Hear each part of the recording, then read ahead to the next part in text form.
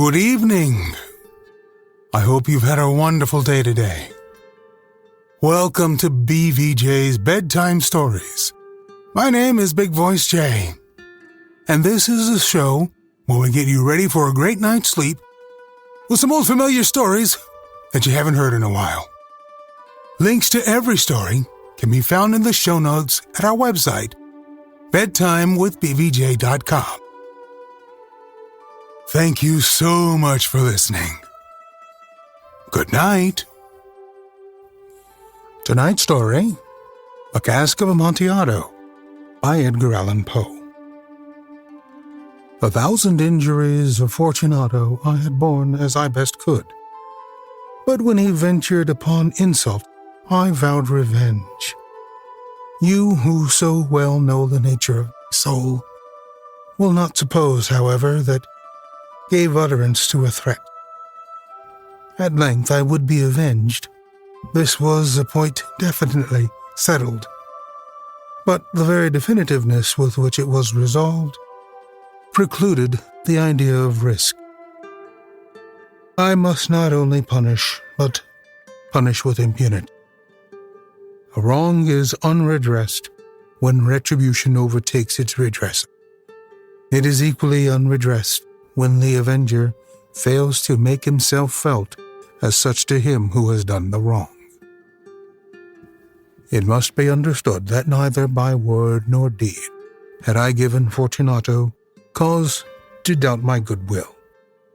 I continued, as was my end, to smile in his face, and he did not perceive that my smile now was at the thought of his immolation.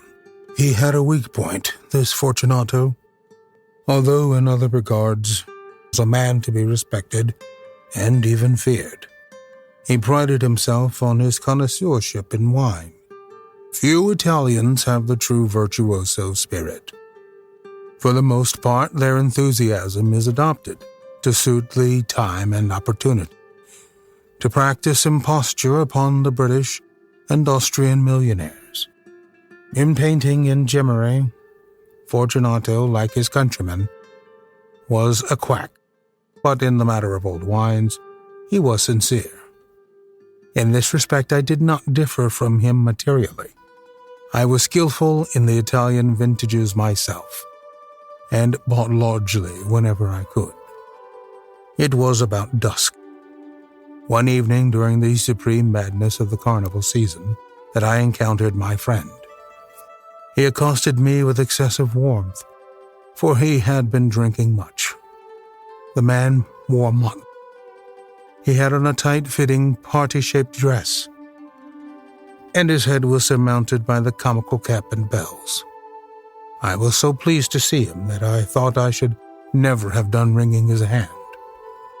I said to him, "My dear Fortunato, you are luckily met. How remarkably well you are looking today. But I have received a pipe of what passes for Amontillado, and I have my doubts." "How?" said he. "Amontillado, a pipe? Impossible. And in the middle of the carnival." "I have my doubts," I replied, "and I was silly enough to pay the full Amontillado price without consulting you on the matter. You were not to be found, and I was fearful of losing a bargain." "Amontillado? I have my doubts. Amontillado, and I must satisfy them. Amontillado.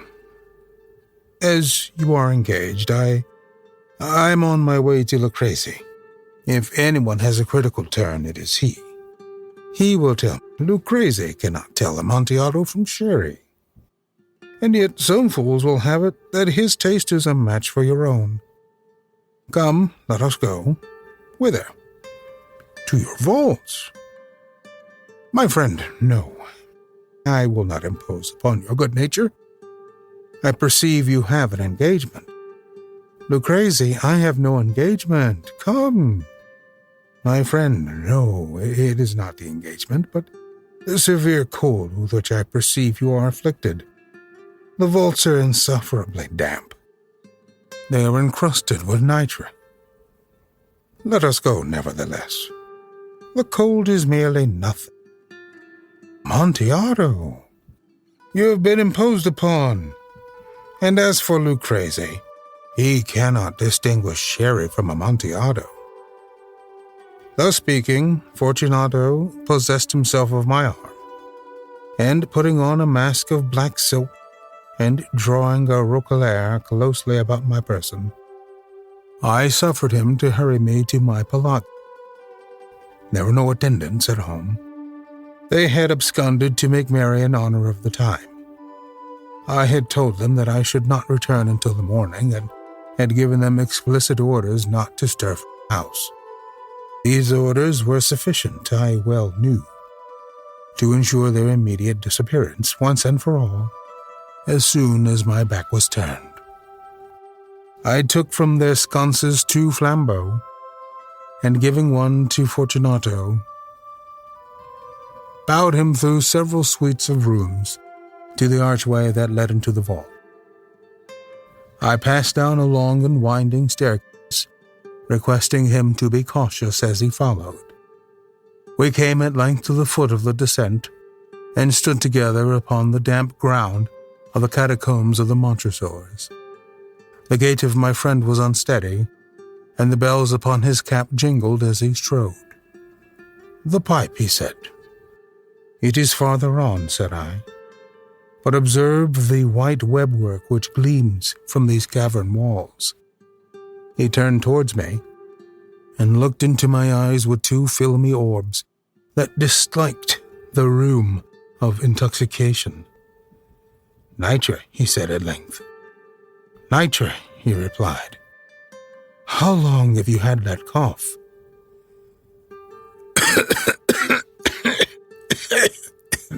My poor friend found it impossible to reply for many minutes.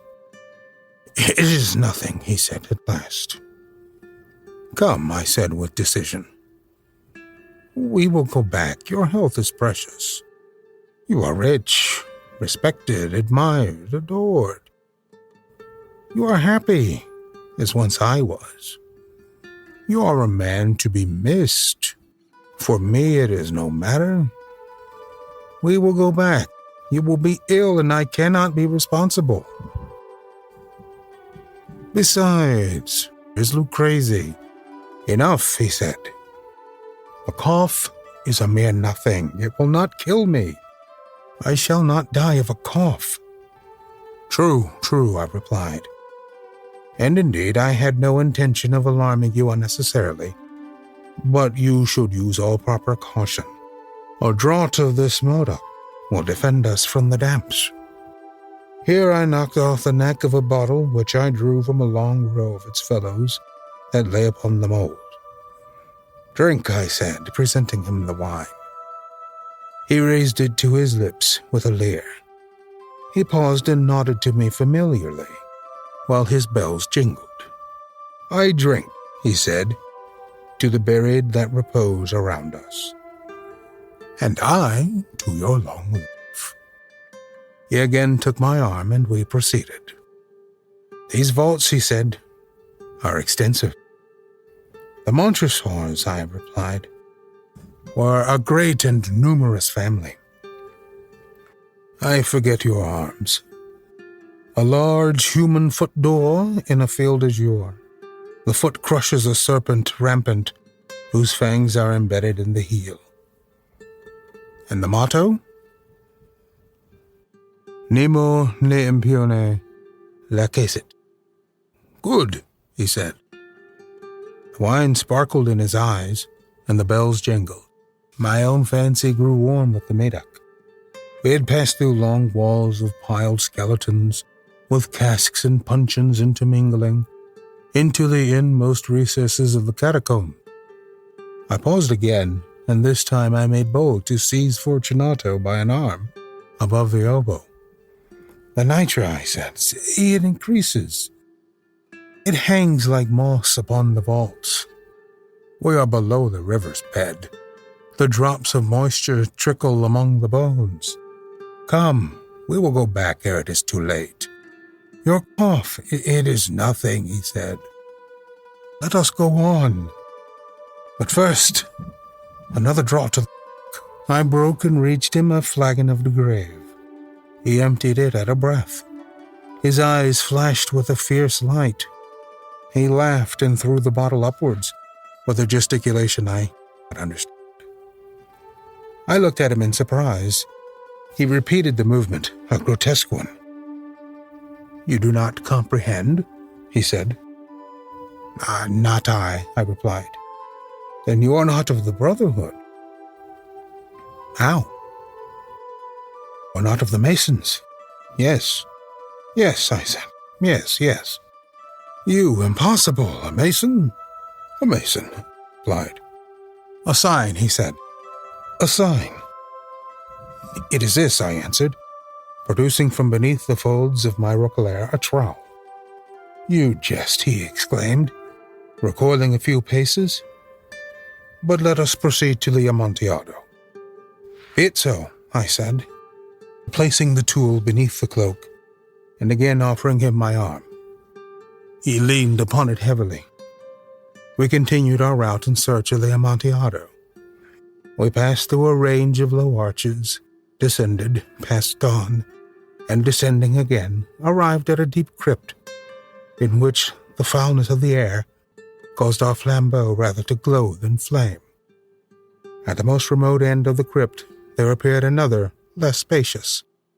Its walls had been lined with human remains, piled to the vault overhead, in the fashion of the great catacombs of Paris.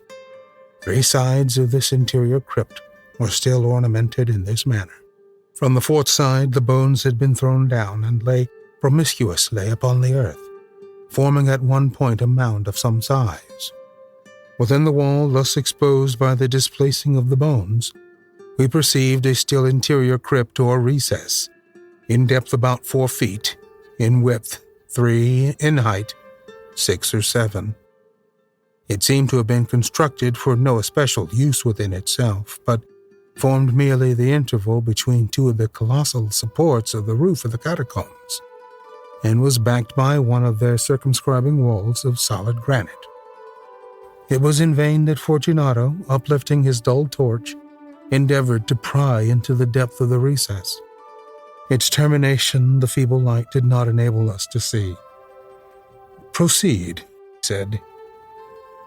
"Herein is the Amontillado. As for Lucchese—" "He is in ignorance," interrupted my friend as he stepped unsteadily forward, while I followed immediately at his heels. In niche, and finding an instant he had reached the extremity of the niche, and finding his progress arrested by the rock, stood stupidly bewildered. A moment more and I had fettered him to the granite. In its surface were 2 iron staples, distant from each other about 2 feet, horizontal. From one of these depended a short chain, from the other a padlock. Throwing the links about his waist, it was but the work of a few seconds to secure it. He was too much astounded to resist. Withdrawing the key, I stepped back from the recess. "Pass your hand," I said, "over the wall. You cannot help feeling the night." "Indeed, it is very damp." "Once more, let me implore you to return." "No?" "Then I must positively leave you. But first I must render you all the little attentions in my power." "The Amontillado!" ejaculated my friend, not yet recovered from his astonishment. "True," I replied, "the Amontillado." As I said these words, I busied myself among the pile of bones of which I have before spoken. Throwing them aside, I soon uncovered a quantity of building stone and mortar. With these materials, and with the aid of my trowel, I began vigorously to wall up the entrance of the niche. I had scarcely laid the first tier of the masonry. I discovered that the intoxication of Fortunato had in a great measure worn off.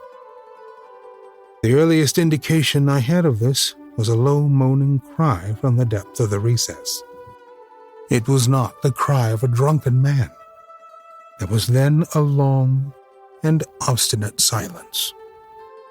I laid the second tier, and the third, fourth, and then I heard the furious vibrations of the chain. The noise lasted for several minutes, during which that I might hearken to it with the more satisfaction. I ceased my labors and sat down upon the bones. When at last the clanking subsided, I resumed the trowel and finished without interruption the fifth, the sixth, and the seventh. The wall was now nearly upon a level with my breast. I again paused, and holding the flambeau over the mason work, threw a few feeble rays upon the figure within. A succession of loud and shrill screams, bursting suddenly from the throat of the chained form, seemed to thrust me violently back. For a brief moment I hesitated. I trembled. Unsheathing my rapier, I began to grope with it about the recess, but the thought of an instant reassured me. I placed my hand upon the solid fabric of the catacombs and felt satisfied. I reapproached the wall. I replied to the yells of him who clamored. I re-echoed. I aided. I surpassed them in volume and in strength. I did this, and the clamorer grew still. It was now midnight, and my task was drawing to a close. I had completed the 8th, the 9th, and the 10th tier. I had finished a portion of the last and the 11th. There remained but a single stone to be fitted and plastered in. I struggled with its weight. I placed it partially in its destined position. But now there came from out the niche a low laugh that erected the hairs upon my head, succeeded by a sad voice, which I had difficulty in recognizing as that of the noble Fortunato. The voice said, "Ha ha ha ha ha, hee hee, a very good joke indeed, an excellent jest. We will have many a rich laugh about it at the palazzo, over our wine." "The Amontillado," I said. "Yes, the Amontillado. But is it not getting late? Will not they be awaiting at the palazzo, the Lady Fortunato and the rest? Let us be gone." "Yes," I said, "let us be gone. For the love of God, Montresor." "Yes," I said, "for the love of God." But to these words I hearkened in vain, for I grew impatient. I called aloud, "Fortunato!" No answer. I called again, "Fortunato!" No answer still. I thrust a torch through the remaining aperture and let it fall within. There came forth in return only a jingling of the bells. My heart grew sick. It was the dampness of the catacombs that made it so. I hastened to make an end of my labor. I forced the last stone into its position. I plastered it up. Against the new masonry, I reenacted the old rampart of bones. For the half of the century, no mortal has disturbed them. In pace requisa. The end. There's nothing like a good revenge story. I'm always looking for stories to read. You can email me, bigvoicej@gmail.com, and be sure to leave us a review on iTunes to help spread the word. Thank you so much for listening. Night. Diamond Club hopes you have enjoyed this program.